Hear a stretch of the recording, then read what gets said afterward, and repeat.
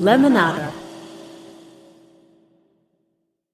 You're listening to this podcast, so I know you've got a curious mind. Here's a helpful fact you might not know yet. Drivers who switch and save with Progressive save over $900 on average. Pop over to Progressive.com, answer some questions, and you'll get a quick quote with discounts that are easy to come by. In fact, 99% of their auto customers earn at least one discount. Visit Progressive.com and see if you can enjoy a little cash back. Progressive Casualty Insurance Company and Affiliates. National average 12-month savings of $946 by new customers surveyed who saved with Progressive between June 2024 and May 2025. Potential savings will vary. You can focus on exercise, nutrition, all the things you're supposed to do for your health, but if you are not sleeping well, it is very hard to feel refreshed. Especially when you wake up overheated in the middle of the night, that completely affects my sleep, which is why I love the ChiliPad 2.0 by Sleep Me. It is a water-based mattress topper that controls your sleep temperature and works with your existing mattress. And if one person sleeps hot and the other sleeps cold, and that's Adam and me, each side can have its own temperature setting, which is amazing. Yeah, and I also love that it automatically starts when you get into bed, so it feels seamless. Visit www.sleep.me/Gretchen to get up to $255 off your ChiliPad 2.0 with code Gretchen. This special offer is available for happier listeners and only for a limited time. Order it today with free shipping and try it out for 30 days. You can return it for free if you don't like it with their sleep trial. Visit www.sleep.me/Gretchen and see why cold sleep is your ultimate ally in performance and recovery.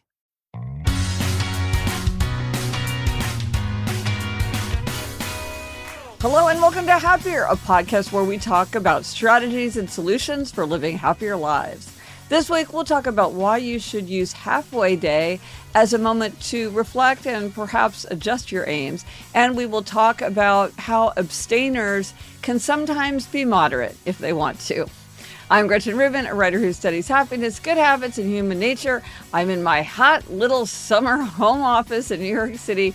And joining me today from Los Angeles is my sister, the sage, Elizabeth Kraft. And Elizabeth, I love talking about Halfway Day with you. It's so fun to hear how you're coming along with your aims. That's me, Elizabeth Kraft, a TV writer and producer living in LA. And yeah, Gretch, I think I'm doing better than I usually do on my aims for 2026. I feel like you're really doing great this year. Yeah. Maybe you'll light a fire under me, as they say.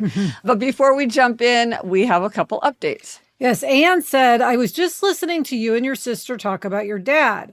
I lost my husband in 2002 and my dad in 2008. Two very important men in my life. Very different relationships, of course. I'm listening to you talk about your dad and the things you recall, but I'm hearing those comments from a widow's point of view and hoping you understand that your mother's grief is so very different from yours. You mentioned it being the 6-month mark and how now it feels real. In my experience as a widow, the first year I was in a fog, although I didn't recognize it as that. Not till the second year began did I realize this is going to be my life from now on. I guess what I'm saying is please don't expect your mother to be at the same point that you two are. You lost your dad, she lost her life partner, her better half, her anchor. Well, this is a great point.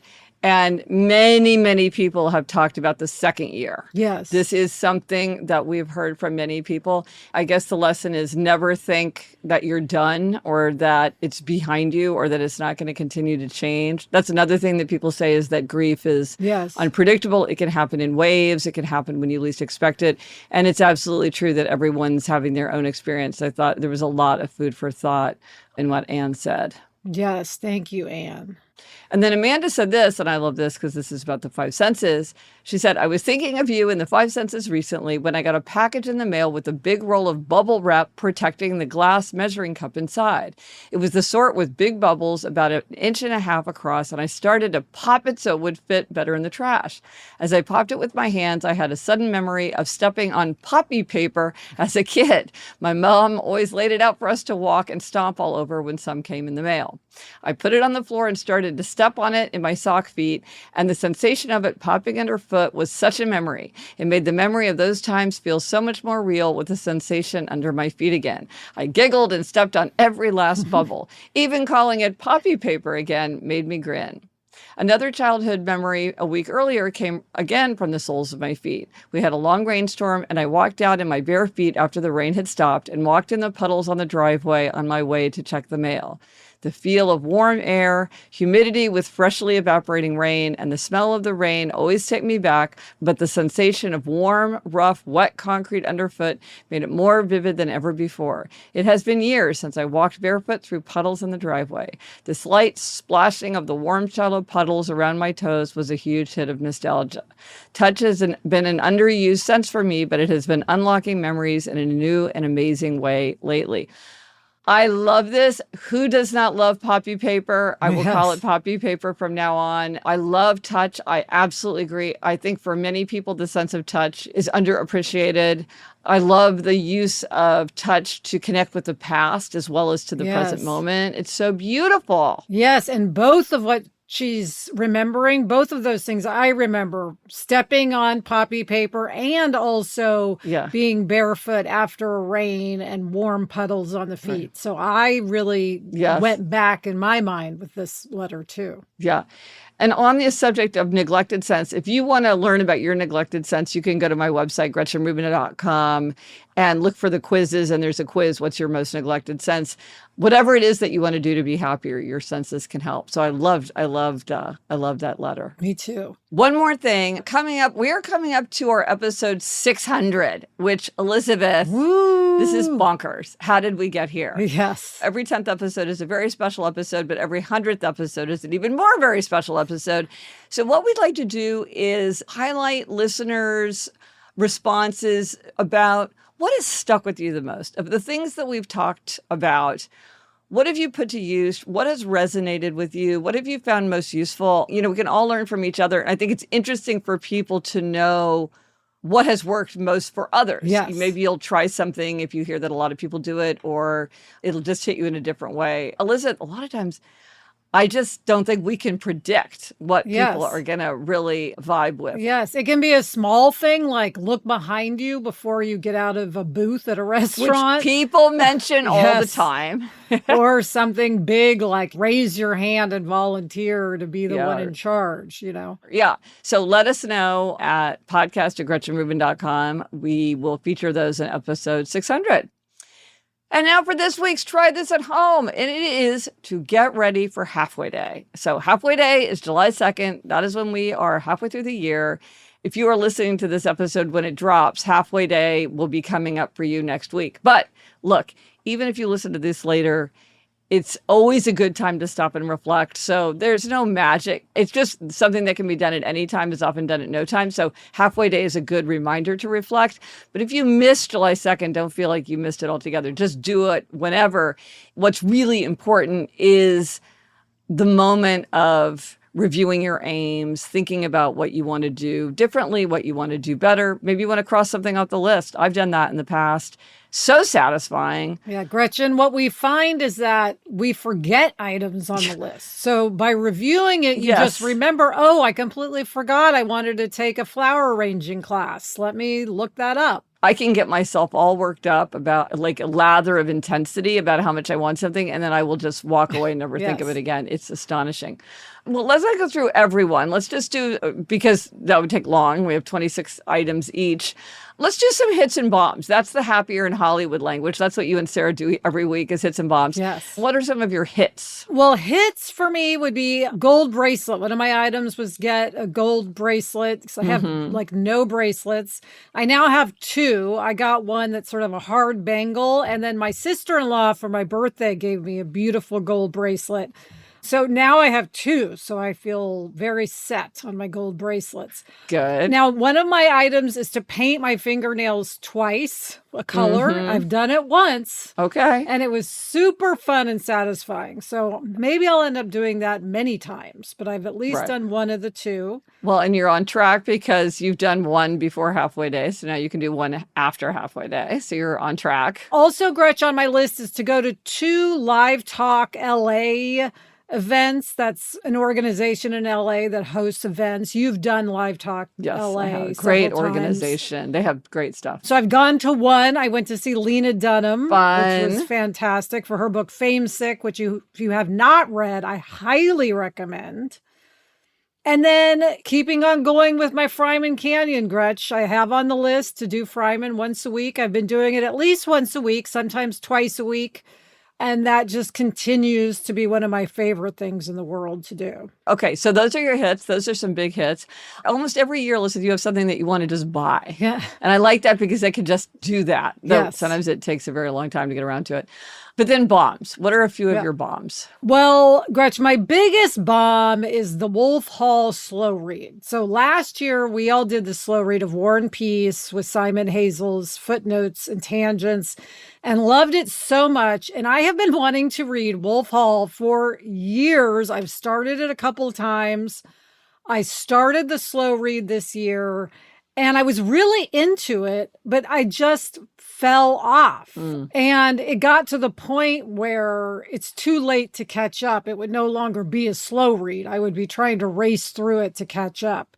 So I had to just let that go this year. I'm going to do it next year.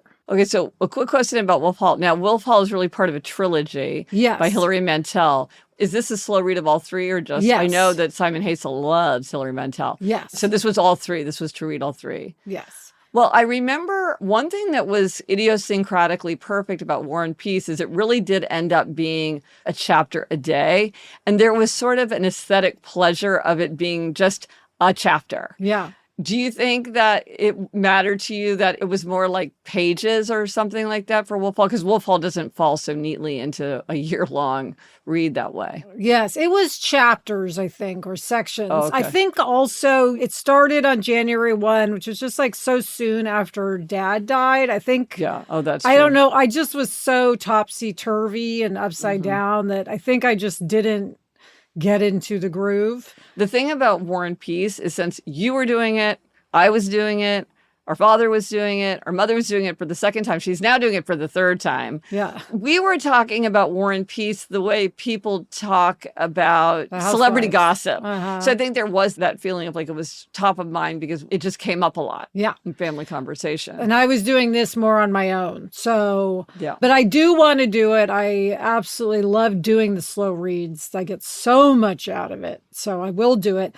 And then also, Gretchen, I don't know if this is a bomb per se, but I had on my list that I want to think about Dad while I make scrambled eggs for Jack every day. Because, you know, Dad made scrambled eggs every single day. It's something I associate with him so closely. Scrambled eggs, Swedish pancakes, and fudge are the 3 things that Dad could really cook. Yes. Although he cooked a lot more later in life. He did. But I stopped making Jack scrambled eggs because he burnt out on eating them, and I think I burnt out on making them. Unlike Dad, I don't want to make scrambled eggs every day for years on end. So of course I think about Dad all the time, but I am not necessarily thinking about him making scrambled eggs every morning because I'm not making the scrambled eggs. Right. But in general, Gretch, I think I'm doing better than usual. I think I'm on track to really tackle many of my items. So I'm very pleased with myself. And do you think that's because over time you've gotten better at setting the right aims, or do you think it's just this cluster of aims is the kind of thing, or maybe you're more realistic about what you could actually do? I think probably I have gotten a better idea of what I will do and what's realistic. So yes, I think it's not just that I suddenly have risen up and tackled all these things. I think part of it is I've set myself a list that is manageable. And by the way, I don't think there's anything wrong with putting items on your list that aren't manageable, that are pie in the sky, because again, there are no rules. Yes, I agree. I will say, though, that sometimes I think people put things on that are really fantasy self things that they really don't have any intention of doing, that it's really just what other people think you should do. So you put it on there. Like I've talked to people and they'll say, well, I'm going to start exercising. My kids and my wife are after me to start exercising. So I'm going to start exercising in the new year. And I'm like, doesn't sound that way to me, buddy. Yeah. You're not talking like the kind of person who's really got a plan. So I think that there is the art of understanding why something is on the list and what is the meaning of the fact that you have put something on your list. Yes. Because you're right. It's good to be aspirational, but you don't want to be just pretending. Right. Yeah. Now, how about you, Gretch? What are some hits and bombs from your 26 for 26 list? Well, a major hit for me was the high school reunion with a small group of my friends. And we do this every couple of years. And Elizabeth, this is the classic thing. I don't know about you, but there's so many things in life that when I've actually done it, I'm like, that actually wasn't so much work. I don't understand why this felt like such a big deal. So many things. If you just do one thing after the other and don't get yourself freaked out, it's not that hard.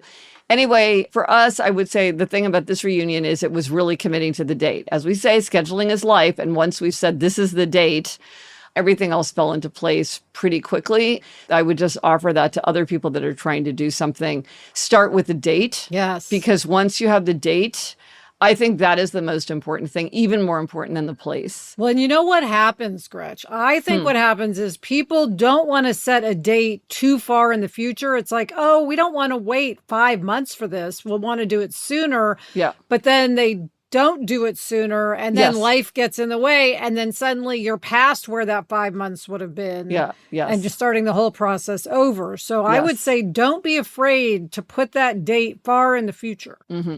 And I'll just say, in case it's useful for other people, we've really landed on late April. And late April seems to be a good time. It's not the holidays. It's not high summer. It's not graduation season, because it seems like people always are dealing with graduations. It's after spring break. Yeah, it's after spring break. And so if you're thinking about something like this, I would say to you, if you have flexibility, begin by looking at the second 2 weeks of April. I have just found that to be really good.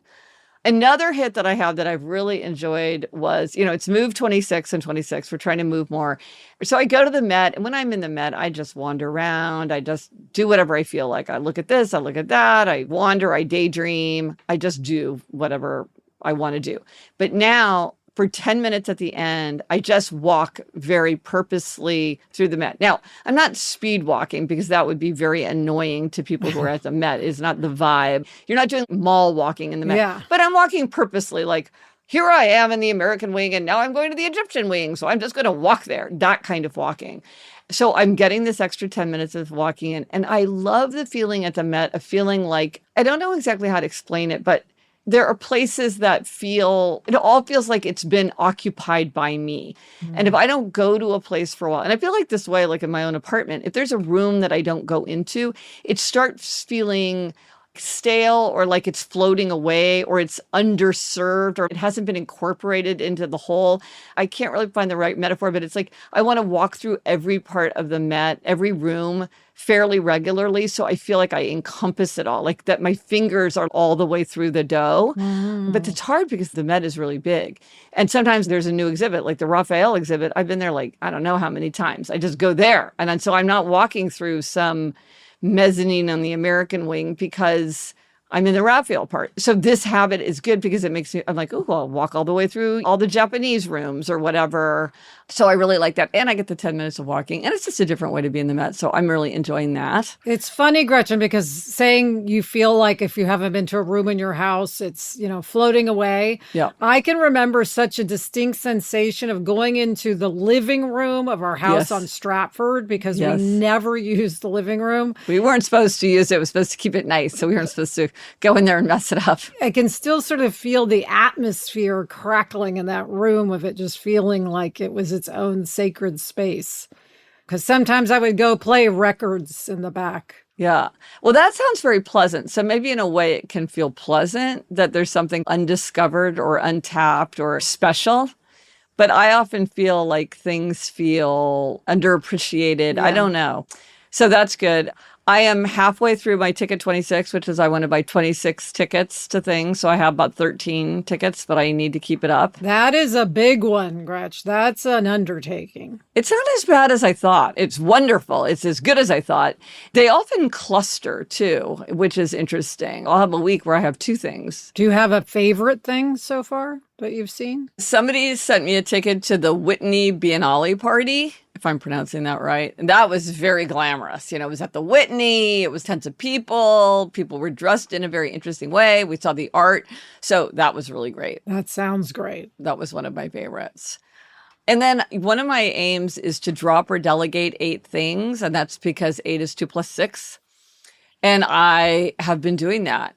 And it is very powerful to drop or delegate something. And then you have more time for all the other things on the list. Mm-hmm. So I have been really searching to find things to drop or delegate. So I'll report at the end of the year what all I found. But I think it's a really good exercise for everyone to do, because we can get in the habit of doing things that either don't need to be done at all or that we don't need to do. I remember when I don't even know how old Eliza was, but she has an amazing pediatrician, so wise.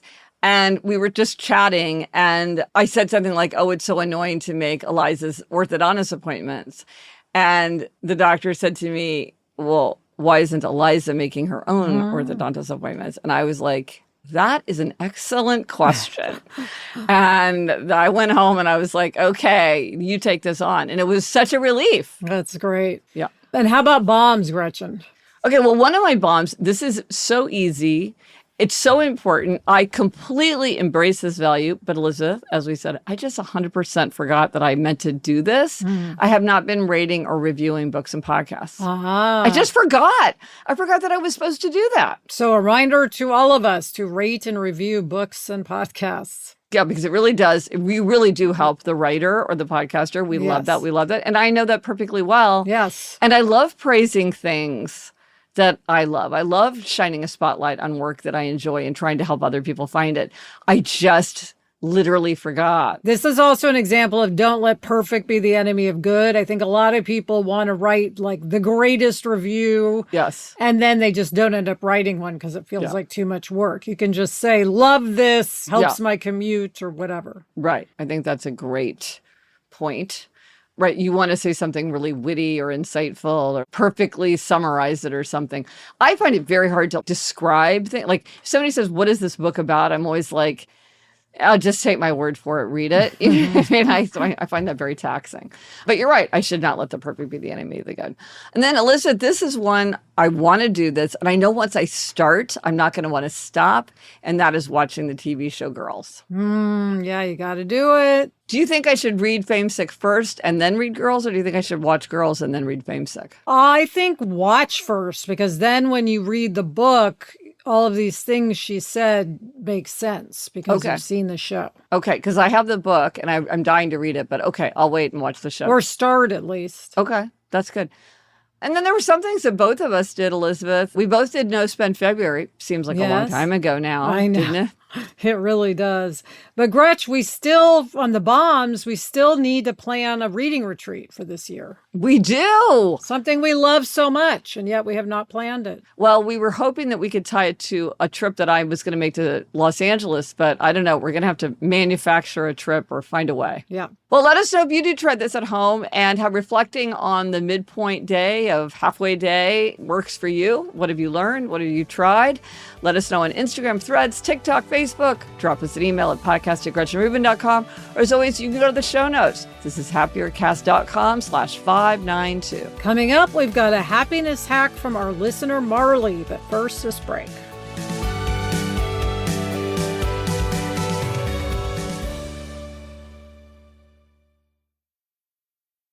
We recently had one of those projects where a room just was not working the way we wanted it to. The space felt unfinished. I kept putting off finding the right piece because I assumed it would either be too expensive or take forever to find.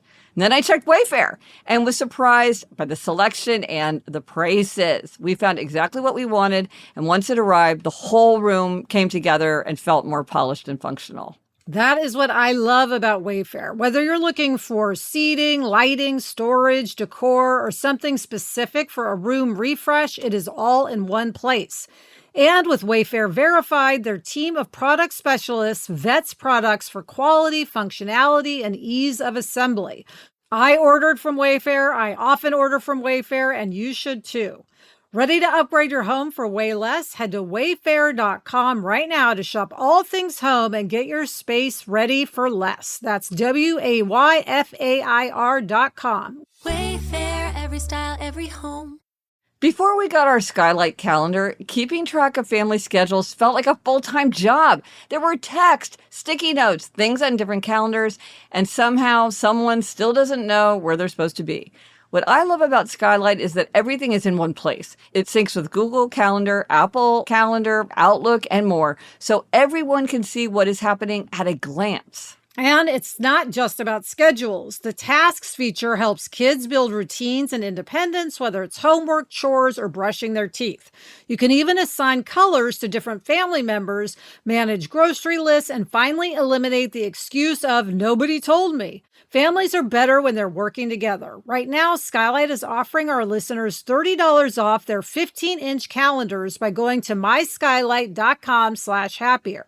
Go to myskylight.com/happier for $30 off your 15-inch calendar.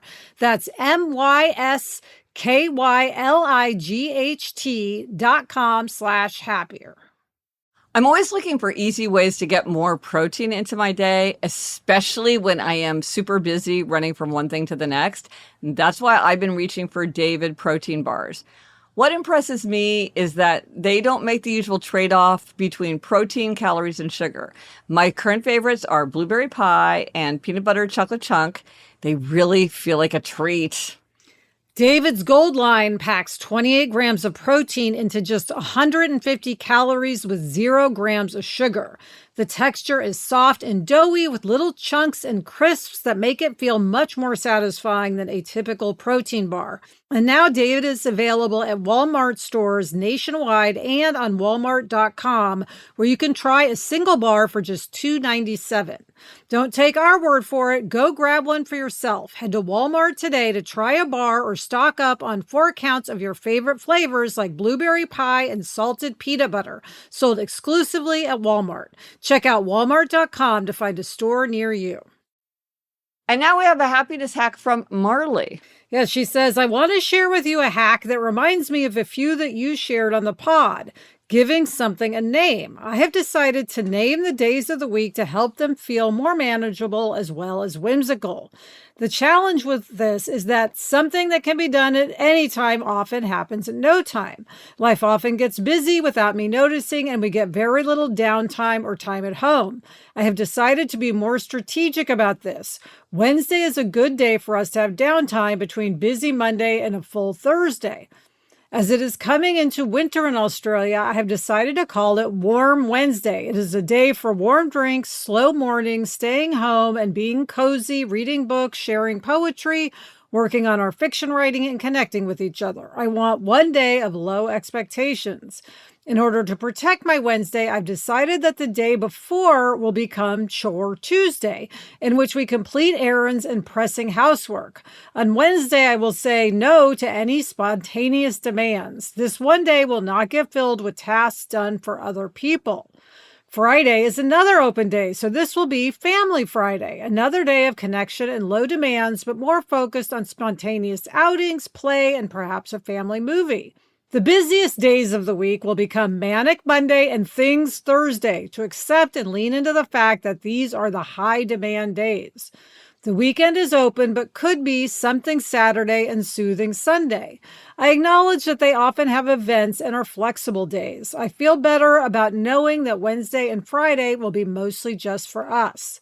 I feel better about our rhythm in general, knowing that I have some guidance for each day and will stop being swept along by the tasks and to-dos. Naming things really does make them feel more official, easier to stick to, and feel like an event rather than a vague intention that might or might not happen. I love this. I think I wrote about this in Happier and Home because there's bake on Monday, wash on Tuesday. Yes. It's just a classic approach. And I love this idea of capturing what you want the essence of the day to be. And then it feels like it's more of an event. It feels more real. It feels more purposeful. I love the alliteration. I love this approach. Yeah, and I think you can get people on board when you name something like, oh, well, we're going to the zoo because it's Family Friday. That's something we would do on Family Friday. And then people are like, oh, well, it is Family Friday. Okay. Yeah, I think that's great. And it also helps you make time for everything. It's like we want time to slow down and we want time to run around. And this way you don't fall into a habit of just running around all the time because you haven't set aside the slow days. This way you make sure that you have a little bit of everything that you want in whatever portion you want. So I thought that was a great idea. Yes. And now we have a listener question from Lizzie. Yeah, she says, I would really appreciate some advice on an abstainer moderator stumbling block I have. My word for the year is balance, as I have some things I'm actively trying to increase in my life: whimsy, fun, movement, reading, and other things I am working on reducing: nagging, ultra-processed food, doom scrolling. One of my things to reduce is sugar. I started the year by recording my sugary treat intake over a week and was mildly horrified. I knew I had a sweet tooth, but still, I decided to take a moderator approach as my goal was to reduce, not cut sugar completely. I tried various strategies: one treat a day, one treat day a week, etc., but I kept making excuses. Oh, can have 2 treats today. I'll just have none tomorrow, etc. And I had to admit it wasn't really working. Then I tried abstaining. This was hard for the first few days. Don't ask my husband or kids about my less nagging, grouching reduction attempt in this period.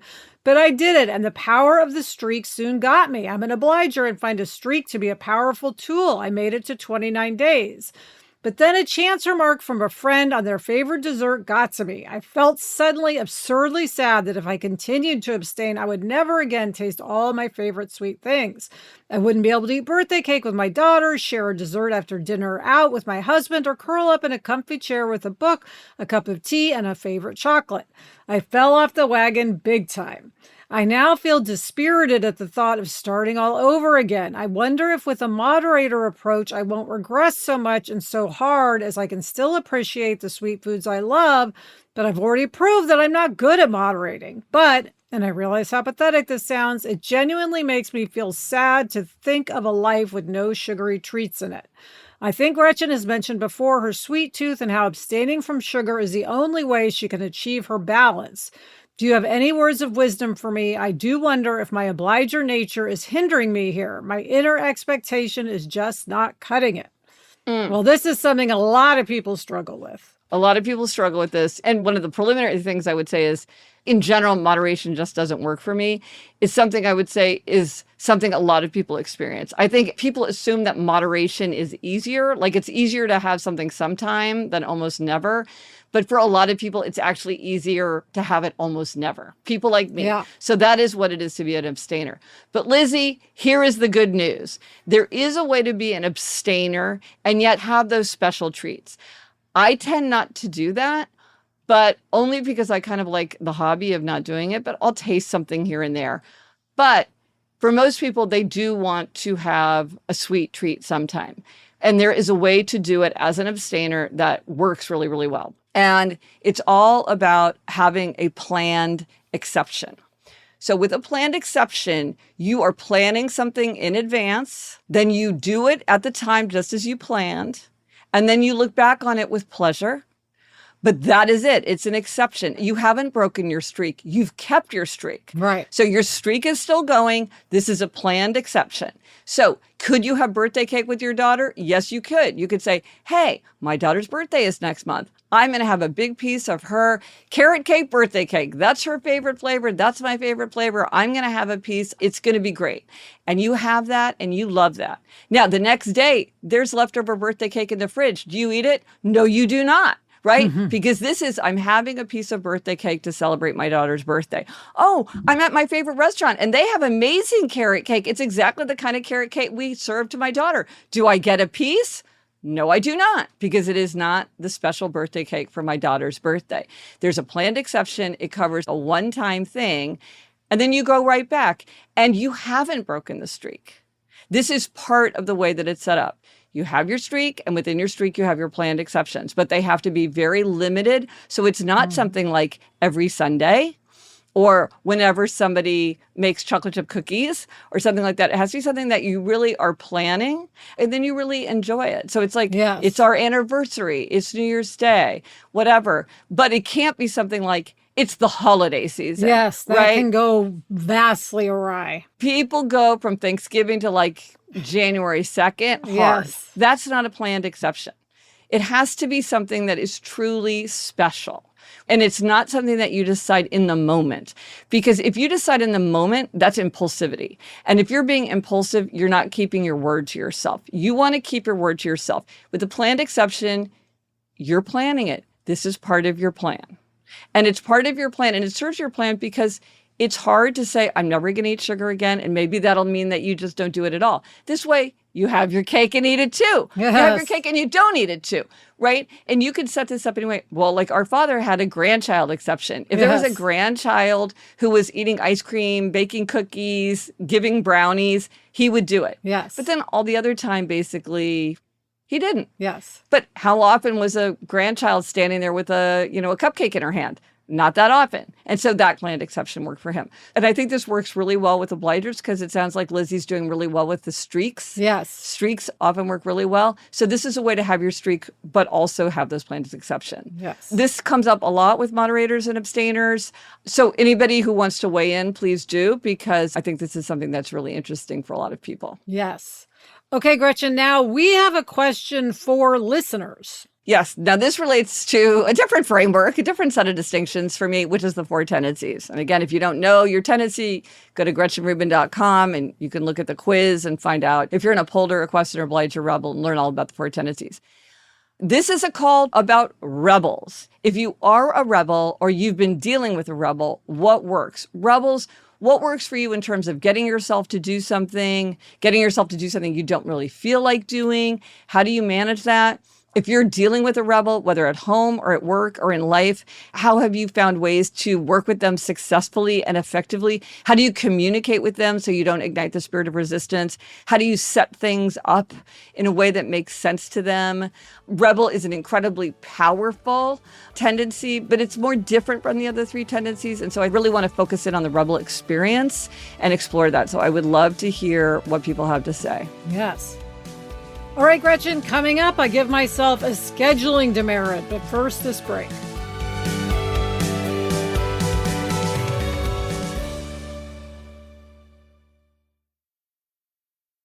I always think the hardest gifts are for the people you know really well, because you want something personal, not just another gift card or something picked off a shelf at the last minute. That's why I love Zazzle. I recently made a custom mug with photos of Taffy, our new puppy, on it, and it felt so much more meaningful to give to Eleanor because it was something designed specifically for her.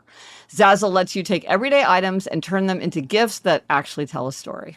That's what makes it so fun. Whether it's a mug, a tote bag, a phone case, a card, or something completely different, you can browse millions of designs or create your own from scratch.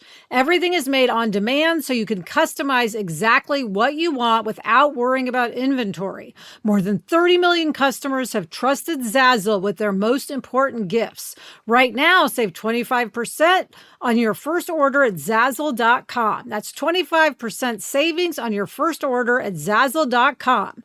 Go make something amazing. Zazzle.com. I think a lot of us have had the experience of buying skincare products that promise the world and then don't really seem to do much. That's one reason I was intrigued by OneSkin. The company was founded by longevity researchers who focused on a simple question. What if you could address skin aging at the source instead of just covering it up? Their research led to OS1, a proprietary peptide designed to target damaged senescent cells that contribute to visible skin aging. What I like is that it's real science, but it fits into a simple routine. OneSkin products are backed by extensive lab and clinical data, including 4 peer-reviewed clinical studies, and they've earned more than 10,000 5-star reviews. Born from a decade of longevity research, OneSkin's OS1 peptide is proven to target the visible signs of aging anti-aging, helping you unlock your healthiest skin now and as you age. For a limited time, try OneSkin with 15% off using code HAPPY at oneskin.co/happy. That's 15% off at oneskin.co with code HAPPY. After you purchase, they'll ask where you heard about them. Please support our show and tell them we sent you. Hey, it's Julie Louis-Dreyfus from Wiser Than Me, etc. Just popping in with a little reality check. Food waste shouldn't exist. There is no reason that our leftovers should end up in a landfill, but that's the final destination for about a third of the food we grow. God, our ancestors would be confused. They used their food scraps as compost, or as animal feed, or in weird soups, all the stuff we did before garbage was invented. But composting is hard work. Living with a bucket of rotten food on your counter is gross. Most food goes in the trash because it's easy. And these days, we'll take any easy we can get. But now there's something easier. Drop your scraps in a mill food recycler. It looks like a kitchen bin and an iPhone had a baby. It takes nearly anything, even meat and bones. It works automatically. You can keep filling it for weeks, and it never smells. When you finally empty it, you've got these nutrient-rich grounds. Use them in your garden, pour them in your green bin, or have Mill get them to a small farm so the food you don't eat can help grow the food you do, just like it should be. It's why I own a mill, why I invest in Mill, and why I'm still obsessed with my mill. If you want to get obsessed too, go to mill.com/wiser to get $75 off. That's mill.com/wiser for $75 off. Okay, Elizabeth, it's time for Demerits and Gold Stars, and this is an even-numbered episode, so what is your demerit? All right, Gretch. Sarah, my writing partner and co-host of Happier in Hollywood, left town for several days, which I knew was going to happen months in advance. And I kept saying, this will be a great opportunity for me to do all my doctor's appointments because she won't be here. I will have the day free. I don't have to worry about her schedule. And I kept saying to myself, oh, I need to schedule my eye doctor appointment. I need to schedule that other dentist appointment, etc. Yeah. And in the end, I only did a mammogram appointment and a telehealth visit, which I don't really count. So I totally squandered my opportunity to get all of my doctor's visits done. And it was perfect because I knew it was those days, and I feel like it is so much easier to schedule when you have a day in mind. Yes, and there was a plenty of lead time so that I would have been able to get in. And I just kept saying I was going to do it, and then I didn't do it. And of course, with most of these appointments, you do have to do it well in advance. So I blew it. Oh, scheduling. So often it's scheduling. It's the scheduling.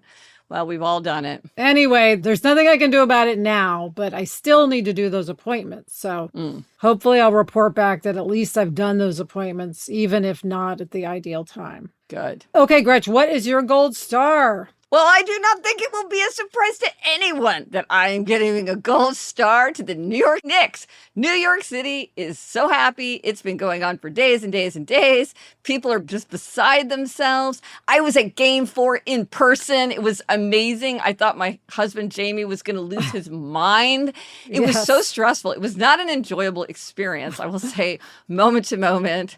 They were 29 points down, and I leaned over to Jamie, and I'm like, has anybody ever come back from something like this? And he goes, not this far back. And then they did. And it was amazing. Incredible. For days and days, we're just rewinding this moment, that moment. And it's just been so incredibly lovely and neighborly and wholesome. It's just been a wonderful thing for the whole city. Everybody's greeting each other. There's been all sorts of funny things. Like the florist around the corner from my apartment had a New York City Knicks display with basketballs and stuff. The team spirit is so great. Elizabeth, you and I are Kansas City people, so we have shared in the Chiefs' triumphs, but we didn't live in Kansas City for that. So we watched it from afar. It's very different from when it's your city around you. So anyway, gold star to the Knicks. They have worked very hard for a long time. time, and everybody appreciates it and enjoys it. Even though I don't live in New York anymore and I'm not this huge Knicks fan, I have gotten so much joy out of this whole thing. I have spent hours watching TikTok videos of New Yorkers just being excited and happy and dancing in the streets and singing and watching the games. So I share that gold star. Yay, Knicks. Yeah, I love it, Elizabeth, when you would text me. I'm like, Elizabeth, she's watching from LA. Yes, so I was watching the games, and I never watch games. Yeah. And the resource for this week, summer weddings may be coming up, and you may be looking for a great reading for a wedding that you're going to attend. If you would like to see a collection that we put together from listeners, that collection is at gretchenrubin.com/resources. And Elizabeth, what are we reading? What are you reading? I am reading You with the Sad Eyes by Christina Applegate. And I'm reading Virginia Woolf's Diaries, Volume 2. And that's it for this episode of Happier. Remember to try this at home. Get ready for halfway day. Reflect and adjust. Let us know if you tried it and if it worked for you. Thanks to our executive producer, Chuck Reed, and everyone at Lemonada. And here's your rhyming reminder. If the show brightens your day, please send others our way. Until next week, I'm Elizabeth Kraft. And I'm Gretchen Rubin. Thanks for joining us. Onward and upward.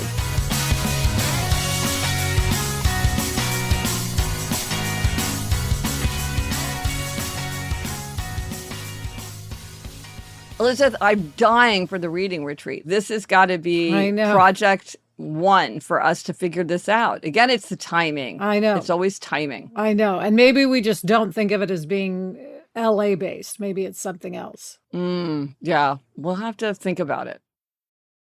This episode is brought to you by Google Health. Stop chasing someone else's definition of health. What matters is what's healthy for you. Google Health offers a new kind of coach built with Gemini for effortless tracking, sleep insights, and holistic coaching tailored to you. Visit googlestore.com to learn more and start a new relationship with your health. Requires Google account, Google Health app, internet, and Google Health Premium subscription. Features subject to change. Availability and results vary. Not intended for medical purposes. Works independently of Gemini apps. Check responses for accuracy.